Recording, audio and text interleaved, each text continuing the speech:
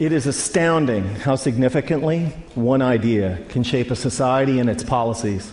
Consider this one. If taxes on the rich go up, job creation will go down. This idea is an article of faith for Republicans and seldom challenged by Democrats, and has indeed shaped much of the economic landscape. But sometimes the ideas that we are certain are true are dead wrong. Consider that for thousands of years, humans believed that the Earth was the center of the universe. It's not, and an astronomer who still believed that it was would do some pretty terrible astronomy. Likewise, a policymaker who believes that the rich are job creators and therefore should not be taxed will do equally terrible policy.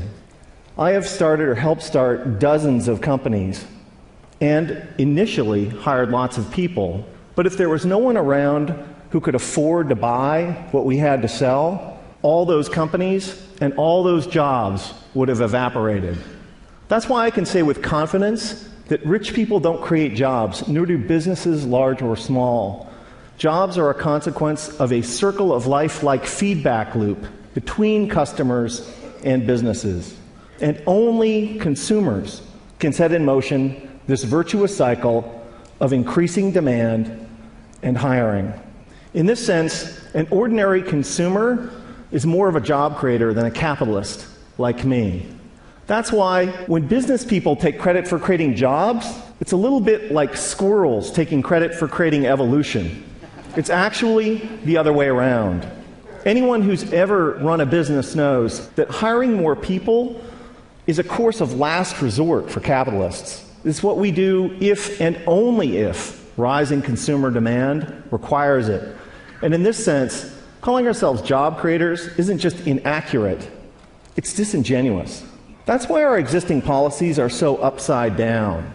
When the biggest tax exemptions and the lowest tax rates benefit the richest, all in the name of job creation, all that happens is that the rich get richer. Since 1980, the share of income for the top 1% of Americans has more than tripled, while our effective tax rates have gone down by 50%. If it was true that lower taxes for the rich and more wealth for the wealthy led to job creation, today we would be drowning in jobs. And thank you. And yet, unemployment and underemployment is at record highs. Another reason that this idea is so wrong-headed is that there can never be enough super-rich people to power a great economy. Somebody like me makes hundreds or thousands of times as much as the median American, but I don't buy hundreds or thousands of times as much stuff. My family owns 3 cars, not 3,000. I buy a few pairs of pants and shirts a year like most American men. Occasionally we go out to eat with friends.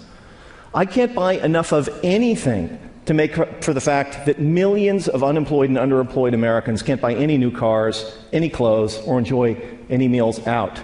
Nor can I make up for the falling consumption of the vast majority of middle-class families that are barely squeaking by, buried by spiraling costs and trapped by stagnant or declining wages. Here's an incredible fact, that if the typical American family still retained the same share of income that they did in 1970, they'd earn like $45,000 more a year. Imagine what our economy would be like if that were the case. Significant privileges have come to people like me, capitalists, for being perceived as job creators at the center of the economic universe, and the language and metaphors we use to defend the current economic and social arrangements is telling. It's a small jump from job creator to the creator. This language obviously wasn't. This language was not chosen by accident. And it's only honest to admit that when somebody like me calls themselves a job creator, we're not just describing how the economy works, but more particularly, we're making a claim on status and privileges that we deserve. Speaking of special privileges, the extraordinary differential between the 15% tax rate that capitalists pay on carried interest, dividends, and capital gains, and the 35% top marginal rate on work that ordinary Americans pay, is kind of hard to justify without a touch of deification. We've had it backwards for the last 30 years. Rich people like me don't create jobs. Jobs are a consequence of an ecosystemic feedback loop between customers, and businesses. And when the middle class thrives, businesses grow and hire, and owners profit. That's why taxing the rich to pay for investments that benefit all is such a fantastic deal for the middle class and the rich. So, ladies and gentlemen, here's an idea worth spreading. In a capitalist economy, the true job creators are middle-class consumers. And taxing the rich to make investments that make the middle class grow and thrive is the single shrewdest thing we can do for the middle class, for the poor, and for the rich. Thank you.